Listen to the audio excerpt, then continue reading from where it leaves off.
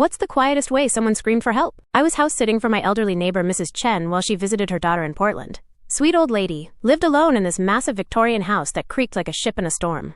She'd asked me to water her plants and collect her mail for 2 weeks. Everything was normal until day 4. I was in her kitchen around 10 p.m., checking on her African violets, when I heard the front door open. My blood went cold. Mrs. Chen wasn't supposed to be back for another week, and she would have called. Heavy footsteps moved through the living room. Definitely not Mrs. Chen's shuffling gait.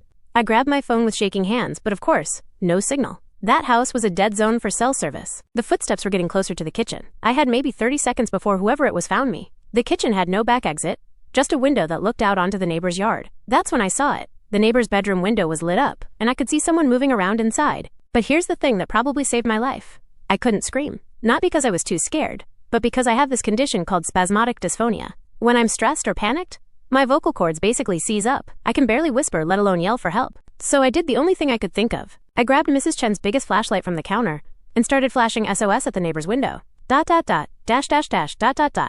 Over and over again. My hands were shaking so badly I could barely hold the thing steady. The footsteps had stopped just outside the kitchen door. I could hear someone breathing heavily, like they were listening. I kept flashing that SOS pattern, praying someone would notice. For what felt like forever, nothing happened. The person in the house was still there.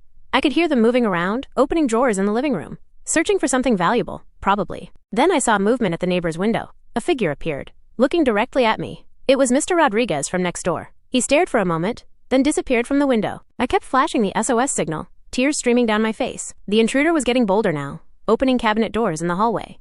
Getting closer. 5 minutes later, though it felt like hours, I saw police lights reflecting off the kitchen window. No sirens, just silent red and blue flashes cutting through the darkness. Mr. Rodriguez had called 911. He told them someone was signaling SOS from the Chen house and that Mrs. Chen was supposed to be out of town. The dispatcher took it seriously enough to send units immediately. The intruder must have seen the lights too, because I heard rapid footsteps and the back door slamming. The officers caught him trying to climb the fence in the backyard. Turns out he was a repeat offender who'd been watching the house, waiting for the right opportunity. When the police interviewed me afterward, one of the officers said something that stuck with me.